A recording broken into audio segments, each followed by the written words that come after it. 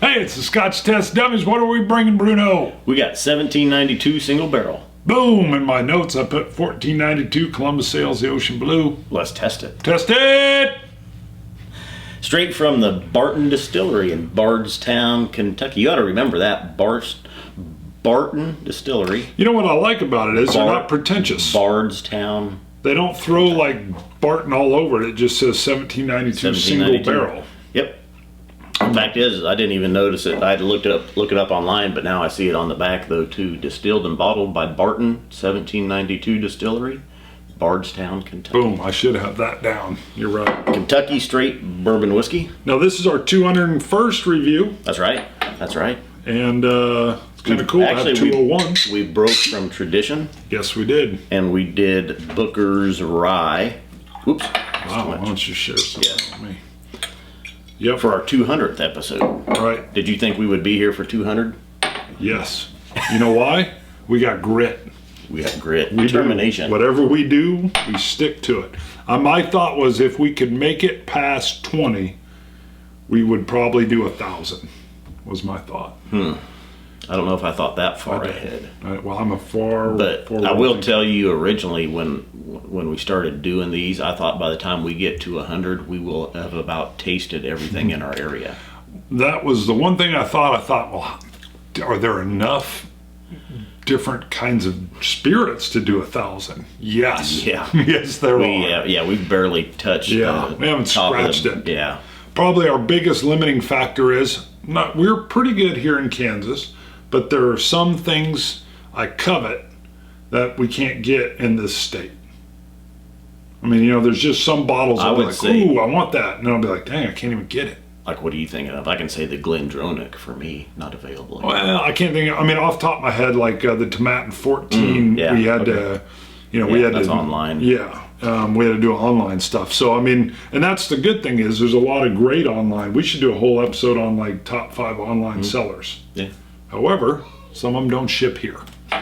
That's the other deal. All right.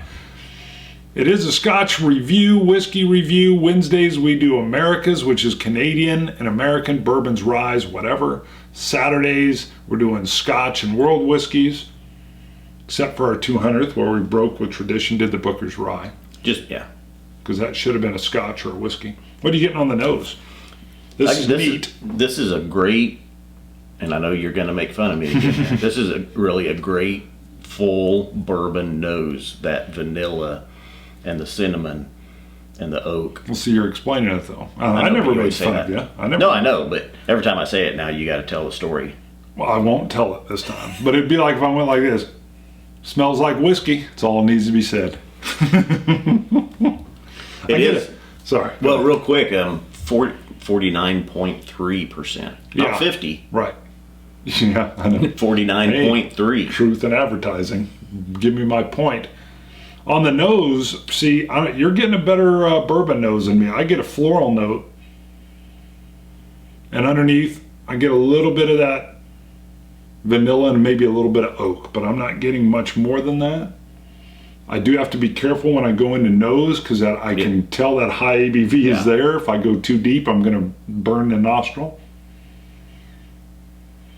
But yeah, it was a lot more on a floral. The predominant nose for me is a floral scent. So it was a little bit unique because I'll be honest with you, my typical bourbon nose, I don't get a lot of florals usually for me. Sorry, I'm going to add water and I haven't tasted. We make notes, we pre-taste everything, or we try to generally. And so we'll retaste here, but we're also referring to our notes that we've taken sometimes months ago. For almost 50%, it feels that strong. It's very warming. Strong oak. Wow. Those bourbon notes, the vanilla, the toffee. Yep. God, I love this. I've got like a sweet candy stick. You know how you could buy those candy sticks that kind of have the different flavors that swirl around down them? I get like that candy flavored stick. That's the sweetness. Then I've got creamy buttered popcorn. And that cream is in the finish. That that almost butterscotchery cream is still lingering. Still lingering about 30 seconds out. And it's still a little bit there. And that's that buttered popcorn kind of flavored aftertaste with a little bit of oak. I'm digging this, brother. Now, I will tell you, the 1792 distillery also does a couple other limited. This is the single barrel, if we didn't mention that as well.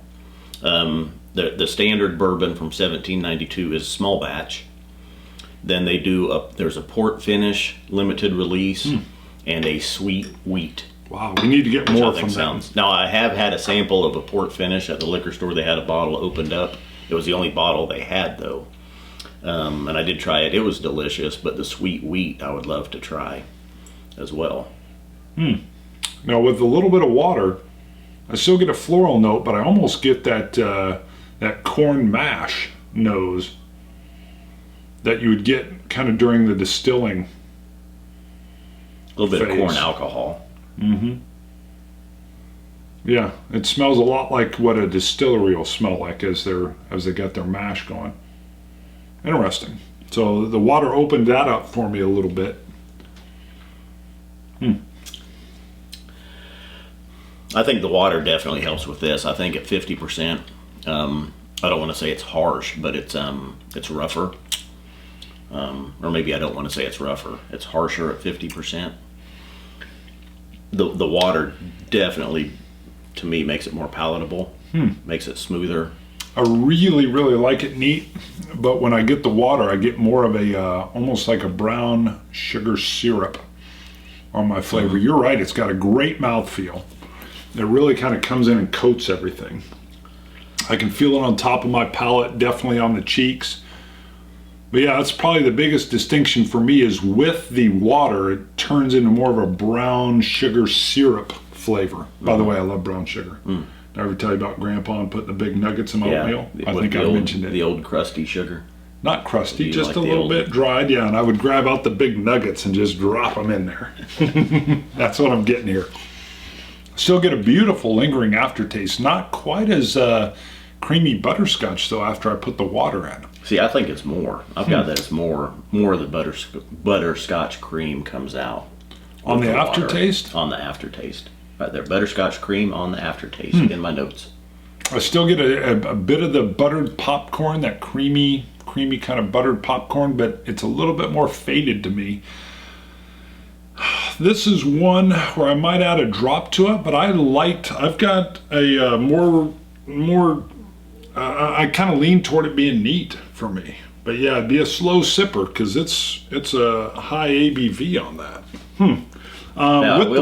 Sorry, go ahead. I was going to say that I've got in my notes that the nose becomes, to me, much sweeter with the water. I think it's taken out some of that alcohol harshness. Yeah. Where you couldn't, like you were saying, you couldn't even get your nose in it. The water helps with that. And I've got that it almost makes it like, I pick up almost notes of that port cask. Now, this isn't the port cask finish, but it's brought out, it seems like some of those ripe berries. So I get a little bit more of a citrus, and in my notes I listed that I have like a lemongrass nose could be. After. I would say definitely not could be. No, so. Yeah, I do have it. I like this a lot better with water than I do neat. Really? See, now I didn't think with the floral nose, when I first nosed it, I did not think I was going to enjoy it, but it's one more lesson that the nose doesn't always, I thought it was going to be a real florally fruited kind of a bourbon, but it's definitely on that creamy side. And I really lean toward the cream and the butterscotch and the brown sugar.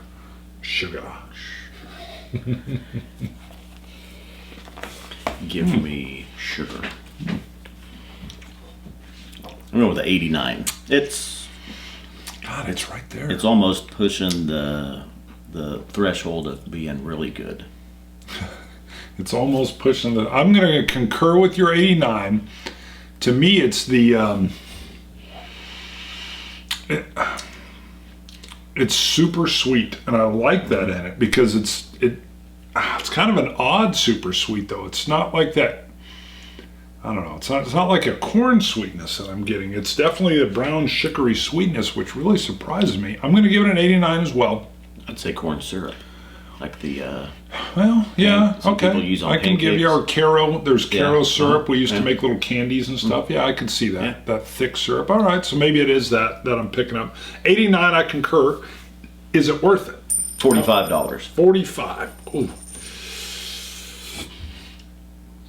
I would say yes. I would say yes, but barely. Yeah, if it's much more than that, no. Yeah. But I think that's a good price point for it.